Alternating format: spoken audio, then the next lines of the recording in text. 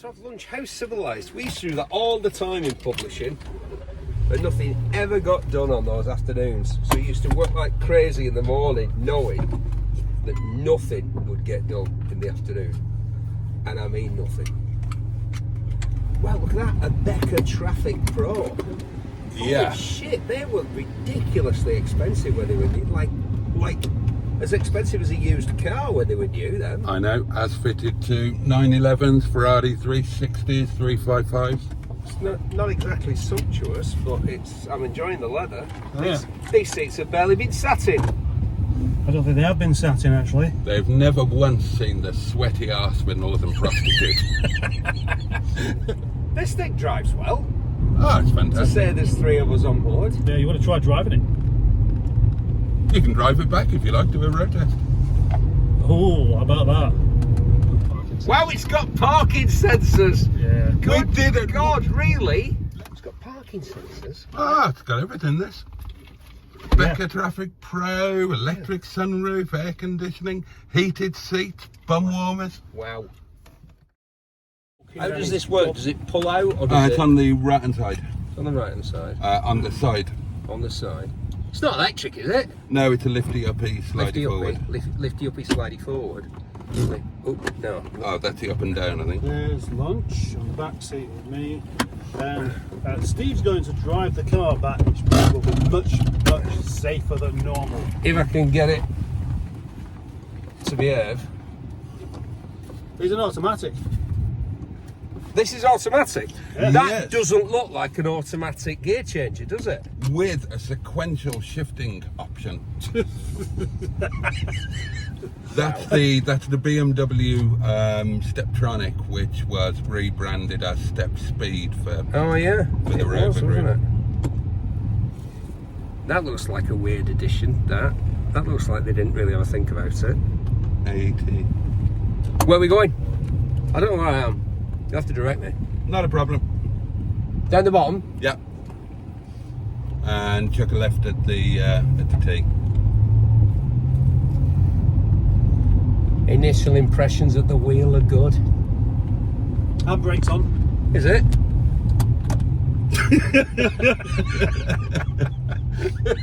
Well, it seemed to drive perfectly fine with the handbrake on. It's probably going to work. Didn't he just serve us? Worldwide. I tell you what's a cheap And sport. left at the island. Go on. Water sport. Water sport. Water sports. As long as it's not a... What do you... I hope you don't mean what I think you mean. What else would I be mean? Trust you to bring the bloody tone down. Don't forget you're directing him. Do you know what a cheap sport is? Running. Yeah. Literally, you break into a run, you're running. Equipment required, nothing. Just walk. Just start walking quickly, and then all of a sudden you're doing it. Wait a minute. Am I doing instructions or you? You. Why am I doing instructions? I'm sat in the back. You live here, you great You got twerp. instructions from a backseat driver. Well, I gave instructions. I said turn left at the island, and he went straight on. So, It's because he needs northern instructions. Well, that's yeah, why. exactly. The thing is, I'm looking at the what? The international non-political movement of the what? Whatever it is. Okay. Just keep going. Coach. Oh, have a point. That was a bit like Hyacinth and Richard. Yeah. Cyclist Richard. That's what I kind of meant. Oh. Because I'm used to Boaty driving and I have to point things like that out so you don't run into them. I'm a better driver than you are. You know, I reckon we should have another competition. It's about time, isn't it? Eh? It's about time. It's about time. Oh, right, yeah. I was talking to a bloke on Saturday in the pub, and he said he can't pass his driving test because when a vehicle is coming in the opposite direction, he slams the brakes on, and he can't get past that. He can't. And I said, how many lessons have you had? And he said, never mind how many lessons I've had. He said, Steve, how much money have I spent? He said, I worked it out, and it's just a ridiculous amount of money that I've spent on driving lessons. So he's sort of given up. He's just, and get this, he's a builder, so he hasn't got a van, and he works on his own. he gets somebody else to deliver the materials to wherever he's working, and he has to like get a bus or a taxi. And Second exit on this strange roundabout. he's like a grown man. He's a grown like, child. And I said, because I said to him, how do you get to the jobs? And he said, well, I look at the bus routes, and if they're a bit awkward, I get an Uber. But if there's a bus, I get the bus. I thought, blimey, that must be a bit inconvenient if you're a builder. Yeah. And he said, I'll tell you what, it makes you concentrate when you're ordering, because you think, well, I can't just pop back and get something, because, you know, you wouldn't have thought you could be a builder, really, and sort of go on the bus, but he does. Why have you gone so quiet, Boaty?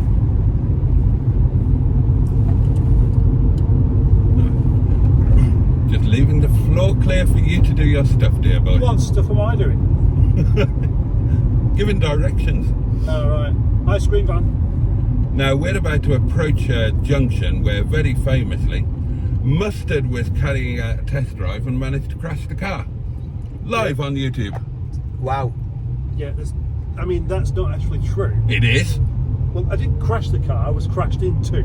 Yeah, well, you failed to take evading action. Yeah, because she was bending my ear with some bloody nonsense, weren't you? Oh yeah, that's it. So it's always somebody else's fault with him. So what was the damage, if you don't mind me asking? Oh, it's alright, it's on my car now. Yes, You got paid out for it. And I sold him the car. He paid us out in Redis. Really? Left. Yeah, he was having a Right. go right. Yeah. Okay. He was having a really bad day, and he said, "Oh, please don't film it, and please don't go through the insurance. How much is it going to cost?" He had a massive wad of cash with him, Yeah. Sorted you out. and this didn't is you? exactly where it happened. Wow. I'd bought the car about 2 weeks before, and he basically, it just put a very minor. It was the MGF that Right. he's got now. Put that little dent in the boot. Oh. And he gave me what I'd paid for the car 2 weeks ago. Wow. So it just became a free car. Wow. Does that crack in the screen affect the MOT and stuff like that? No. Yes.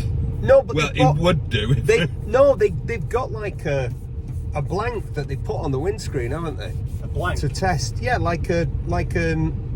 know, to see if it's within your field of vision, and they put it on the screen. Oh, yeah, it definitely is a field of vision. But I Even forgot if to it's mention- not in the field of vision, if it's over a certain size, it's an MOT fail. Let me know when you know where you are, Steve. I think I know where I am. And then we're just going straight over the. Yeah, because you probably come off the Industrial M62, don't you? Yeah. So you'll know where you are in a second. What's important now, though, Steve, is out the other side of the roundabout is to absolutely gun it. Use a ball as fuel. Go on, foot down. No. Oh, I was wondering if that gentleman was in the. It does guzzle fuel, this thing. It doesn't matter, it's Boaty's fuel. Well, it's a V6 and it's an auto, and it's petrol. So it's wrong in like 3 different departments. But it's the 2 litre KV6, Which so is you worse get than the the 2.5. dreadful economy, but you don't actually get much in the way of forward propulsion. Wow. I mean, I've got a The worst MG of all worlds. I've got a ZT190, which has got the 2.5 litre, That's which not good either. it's better than this. Yeah. It's not difficult to be better than this, though, is it? I just love the fact that this is such a white elephant. Makes no sense. How many are left, as they say? 39 39. at the last count. Wow, I'm surprised there's that many. It's proper Hyacinth and Richard spec. Mind you, it's a bit posh for them, isn't it? Yeah, it is, yeah. Yeah, they would have probably had cloth seats. They had the SD3, didn't they? I can't imagine Richard ticking the box for the Becker Traffic Pro, can you? No, he didn't take it. I can imagine Hyacinth would be in charge of ticking the boxes. Yeah. I brought my wife along to tick some boxes. Did you see that I made this Bluetooth yesterday? You didn't make it. I did. You didn't make it. I did. You installed it. Very different. So what did you have to do to make it do that? Well, he's at a workshop and he's basically he molds all the plastic himself. Does all the circuitry. He's fantastic. There's A kit. yeah, these have got an option for a CD multi-changer, and there's an aftermarket thing that you can buy because these are in so many prestige cars. Yeah. People want And people want to upgrade them. So somebody made a Bluetooth connectivity thing, and you just you plug it in where you unplug the multi-changer, plug that in instead, have a fiddle about in the menu with the auxiliary settings, and then it just works. You pair your phone to it, and I love the way it says Becker. Wow, that's fantastic. And then you whack it on your auxiliary input there. Isn't it amazing your how Bluetooth. you can buy recent technology that mind that hook from a HGV lying in the middle of the highway? Best feature of this car, genuinely, well, two best features. Amazing chassis, handles fantastically. It does, it seems to. And brilliant steering. Everything else is. Not paying attention? So, I bought a TV, which in 2011, And you're going, right. you're going to enjoy this, in 2011 cost £11,500. Bloody hell. A Bang & Olufsen BO7, I think it is. And I bought it in full working order for £21. Now, it's got no HDMI input. But, of course, what people have done is they've gone, this telly needs to work with other stuff. And so somebody said, well, if you want it to, what you need to do is get a PS3 and plug that into it. Because the PS3 was on that cusp between SCART and HDMI. So you can play Blu-rays and you can cast YouTube and whatever through a PS3. So I've just clamped a PS3 to the back of it. 11.5 grand in 2011. What's That's insane, add isn't to an expensive TV today, though? Yeah, but I don't want a modern telly because they look terrible. This looks awesome when it's not switched on. And in my house, 90% of the time, it's not switched on. Whereas modern tellies, they look like shit, don't they? It's just a box. Plus, because it's Bang & Olufsen, the sound is awesome. The sound is incredible. It weighs 160 pounds. No, the weight of a big man. The weight of him. Yeah. Ask him how heavy he is. He'll like that. He's not got any issues with being a fat bastard. That's harsh. Just here next to my half a Jaguar. Yeah, might as well. It doesn't look like an auto changer, does it? No. It looks like they've made it look like a manual one. I enjoyed driving that. New experience. Thank you, sir. Oh, which is the cold one? Oh, that one. Right. Best telly I ever had, or the most impressive one. I had this massive leather 70-inch bed. Oh, yeah. I'll leave that there. And it had an 8-track in the headboard, and at the bottom Wow! wow! It had a telly that slid up. An 8-track in the headboard. Yep. That's living, isn't it? Come on.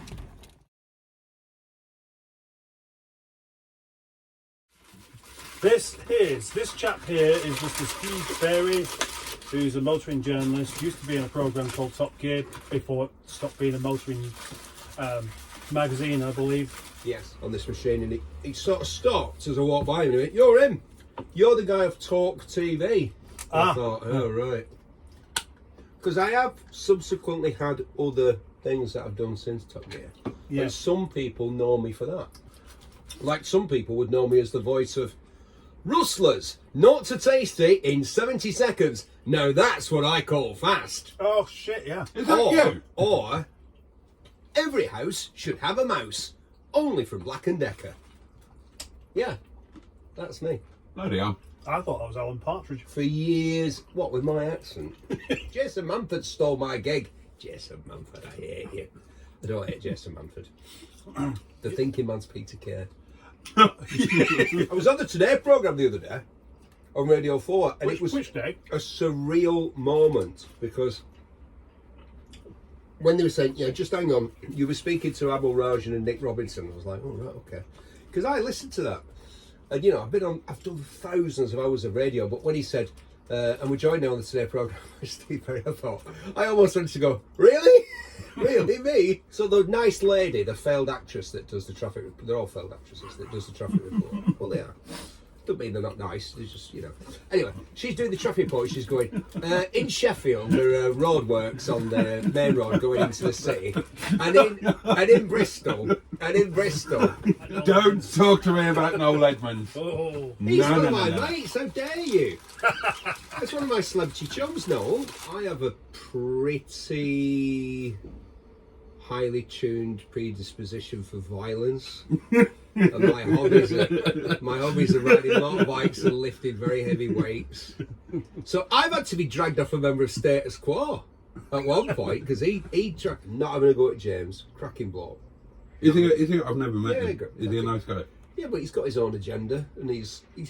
I think people think he's this sort of like slightly donnish, woolly-headed. That whole Captain Slaw business is a persona for the telly. Yeah. That's not what he's like in real life. He's a bit of a player in real life, I think. But, I'm sure you said that about him. I did. yeah. Well, right, if he wants to dispute that, I would remind him of the time that, Here we go. that we were on the island of Mallorca and we stayed at La Residencia. This wasn't me and him on holiday, this was a lodge, a car lodge. And I would direct him to what went on that evening. But I'm going to go no further down that road.